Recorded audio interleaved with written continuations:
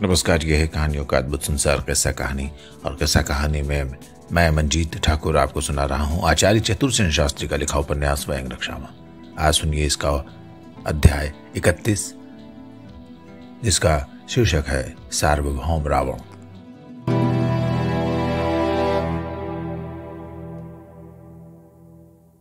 मिथिला के धनुष यज्ञ से लौटकर रावण ने शीघ्रतापूर्वक अपना सार्वभौम प्रस्थान किया।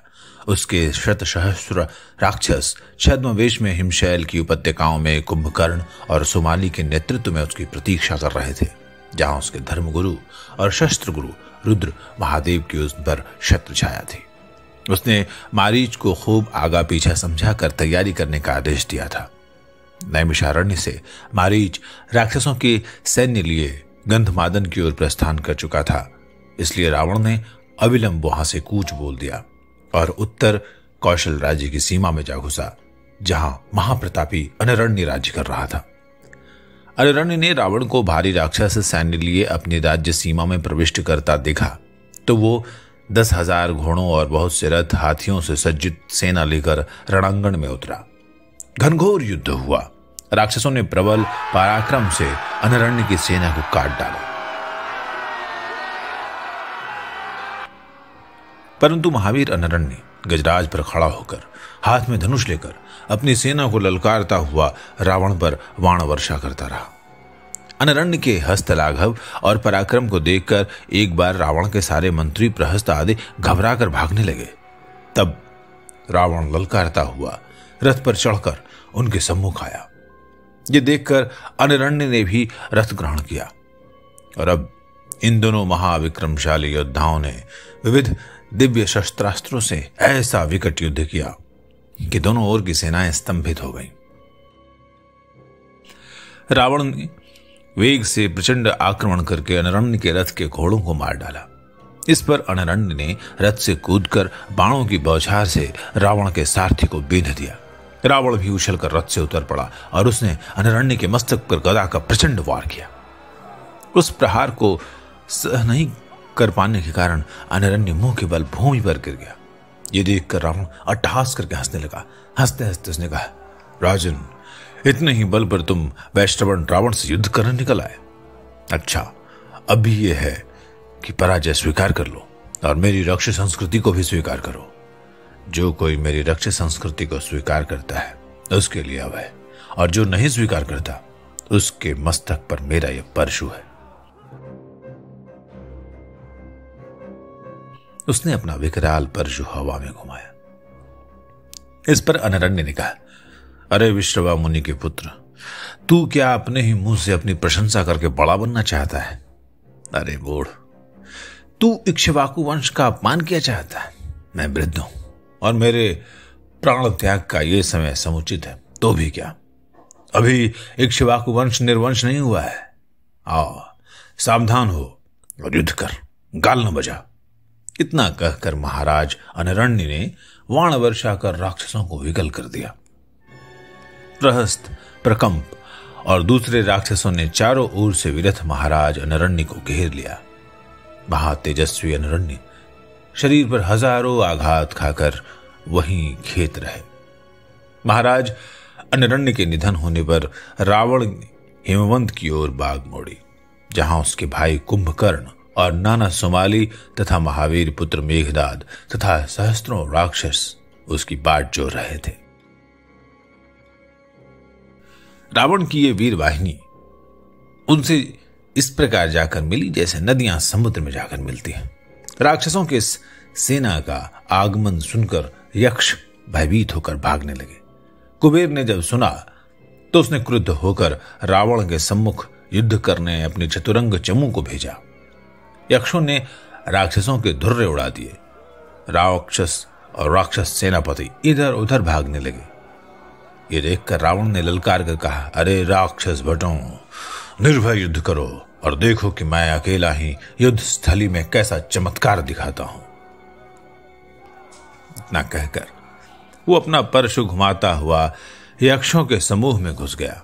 यक्षों ने भी गदा, मूसल, खड्ग, शक्ति, तोमर आदि आयुध लेकर उसे चारों ओर से घेर लिया, परंतु रावण ने उनका तनिक भी भय न करके उन्हें फरसे से मारना आरंभ कर दिया। उसके मंत्रियों और सेनापतियों ने भी उसे चारों ओर से घेर कर चौमुखी मार शुरू कर दी। देखते ही देखते यक्षों के कटकर का ढेर होने लगे। घायलों की चीत्कार और योद्धाओं की ललकार से लोगों के कान के पर्दे फटने लगे। यक्षों की ये दुर्दशा देखकर कुबेर वैश्रवण ने अपने सेनापति सयोध कंटक यक्ष को बहुत सी नई सेना लेकर भेजा। इस नई सेना को देखकर विकराल कुंभकर्ण दोनों बाहु फैलाकर दौड़ा। दूसरी ओर से मारीच ने यक्षों को दबाया। दोनों दलों में जब इस प्रकार विकट संग्राम हो रहा था, तब अवसर पाकर रावण अपना परशु घुमाता हुआ अलका के सहद्वार तक जा पहुंचा। उसके साथ ही दैत्य सुमाली शक्ति हाथ में लेकर चला। द्वार रक्षकों के अध्यक्ष सूर्यभानु यक्ष ने रावण को रोकना चाहा और जब रावण उसे धकेल कर आगे बढ़ा तो सूर्यभानु ने खींचकर परिघ रावण के मस्तक पर दे मारा, जिससे रावण के मस्तक से रक्त की धार बह चली। इससे क्रुद्ध होकर रावण ने वही परिघ छीनकर इतने वेग से इसकी छाती में मारा कि वो वहीं गिरकर मर गया। द्वार रक्षक सारी सेना अस्त्र शस्त्र फेंक कर भाग खड़ी हुई। रावण परशु घुमाता हुआ सुमाली सहित अलकापुरी में घुस गया। कुबेर ने जब यह समाचार सुना तो उसने मणिभद्र यक्ष को रावण का वध करने भेजा। 4000 यक्ष लेकर मणिभद्र ने रावण को चारों ओर से घेर लिया। तो उस पर गदा, मूसल, पास, शक्ति, तोमर और मुग्दर की वर्षा होने लगी। उसी समय प्रहस्त, कंपन और मारीच बहुत सी राक्षस सेना लेकर वहां पहुंच गए। अब वीर से वीर गूंथ गया। प्रहस्त और महोदर ने बहुत से यक्षों को मार गिराया। इसी समय धूम्राक्ष ने मणिभद्र की छाती में मूसल प्रहार किया और मणिभद्र ने इसकी तनिक भी चिंता न करके इतने वेग से गदा धूम्राक्ष को मारी कि वो चक्कर खाकर भूमि पर गिर गया।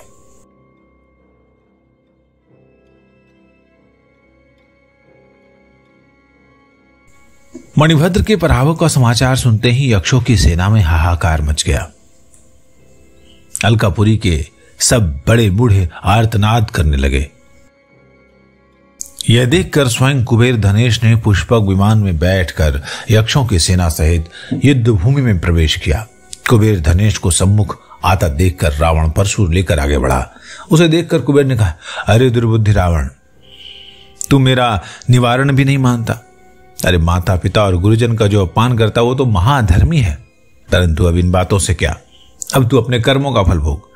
और इतना कहकर उसने रावण पर गदा से वार किया। कुबेर के प्रताप और तेज से व्याकुल होकर रावण के सभी मंत्री भयभीत होकर भाग गए, लेकिन रावण अचल खड़ा रहा।